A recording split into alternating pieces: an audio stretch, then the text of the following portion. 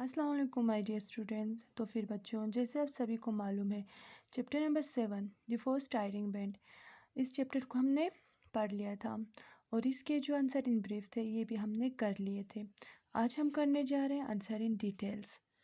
First question, do you think Riya came from a musical family?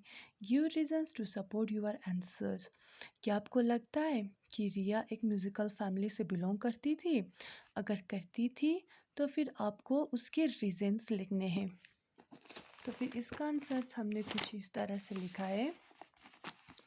Yes, I think Riya came from a musical family. हाँ, मुझे लगता है रिया एक musical family से आई हुई थी, क्योंकि she remember how her grandmother and aunt played violin and guitar. क्योंकि उसकी जो ग्रैंड मदर और जो आंट थी वो भी वायलिन और गिटार प्ले करती थी। So probably she got inspired from both of them and taking up the instrument too. तो फिर हमें ऐसा लगता है कि शायद हो सकता है कि वो अपनी दादी माँ और अपनी आंट से इंस्पायर हो गई हो और उसने भी इंस्ट्रूमेंट ले लिया हो। अब सेकंड क्वेश्चन हमसे पूछते हैं, but we just stood there and stared right back. हम वहाँ पे खड़े रहे और हम पीछे की तरफ देख रहे थे। Whom does we refer to here? यहाँ पे ये जो वी है इससे किसको बोला जा रहा है? How did they just stand there? वो लोग कैसे वहाँ पे खड़े थे? What happen next? फिर इसके बाद क्या हुआ? हमें इसी सेंटेंस को लेकर यहाँ पे 3 क्वेश्चंस पूछे हैं, ठीक है।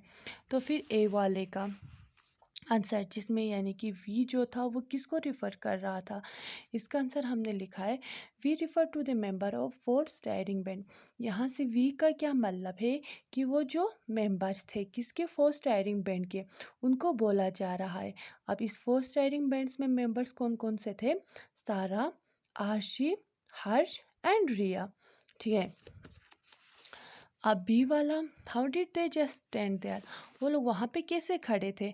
दे stand there because they had to perform in front of many peoples and they were are looking at the four of them, so the first tiring band couldn't find the courage to begin the concert. वो जो चारों थे वो वहाँ पे खड़े थे, क्योंकि उनको बहुत सारे लोगों के सामने परफॉर्म करना था और वहाँ पे जितने भी ऑडियंस थे यानी कि लोग थे वो सारे उन चारों की तरफ देख रहे थे। और वो जो चारों थे यानी कि जो फर्स्ट टायरिंग बैंड थे उन्हें वो जो कंसर्ट है वो स्टार्ट करने की हिम्मत नहीं आ रही थी। What happened next? फिर इसके बाद क्या हुआ? Riya's grandmother whispered and said, play Riya just like you play for me. फिर इसके बाद जो रिया की ग्रैंड मदर थी उसने हल्के से विस्पर्ड किया यानी कि धीरे से बोला, रिया गाओ जैसे तुम मेरे लिए गाती हो। This inspired Riya to pick her violin wish which in turns inspired the others team member to do this same. तो फिर जब रिया ने अपनी ग्रैंड मदर की आवाज़ सुनी तो फिर रिया अपनी ग्रैंड मदर की आवाज़ सुन के क्या हो जाती है? इंस्पायर्ड हो जाती है और वो अपने वायलिन को उठा लेती है। जब रिया अपने वायलिन को उठा लेती है तो फिर उसके जो 3 दोस्त थे वो लोग भी रिया को देखकर इंस्पायर्ड हो जाते हैं और वो लोग भी अपने म्यूज़िकल इंस्ट्रूमेंट्स उठा लेते हैं। Soon they began to play and enjoy. फिर उसके बाद वो लोग गाना स्टार्ट करते हैं और इंजॉय भी करते हैं। अब थर्ड क्वेश्चन हमसे पूछा है, describe the first tiring band performance at the party in your own word. आपको क्या करना है? ये जो फर्स्ट टायरिंग बैंड्स के परफॉर्मेंस थे उन लोगों ने पार्टी में कैसा परफॉर्मेंस दिया ये आपको अपने वर्ड्स में लिखने हैं। तो फिर the first tiring band give a fabulous performance in the party. जो वो फर्स्ट टायरिंग बैंड थे उन लोगों ने बहुत ज़बरदस्त परफॉर्मेंस दिया। कहाँ पे? पार्टी में। Most of the people who were present in the party, बहुत जितने भी लोग उस पार्टी में प्रेजेंट थे उन्होंने क्या किया? इंजॉय किया और वो लोग खड़े होकर डांस भी करने लगे। फिर इसके बाद जो रिया उसकी जो ग्रैंड मदर माँ और जो आंट थी, रिया ने देखा कि वो लोग भी क्या कर रहे थे? इंजॉय कर रहे थे, जिससे उनको क्या आ गया? एक बूस्ट अप मिल गया यानी कि उनको एक कॉन्फिडेंस मिल गया। Why did Ria go to sleep with a smile on her lips? What does that tell you about Ria?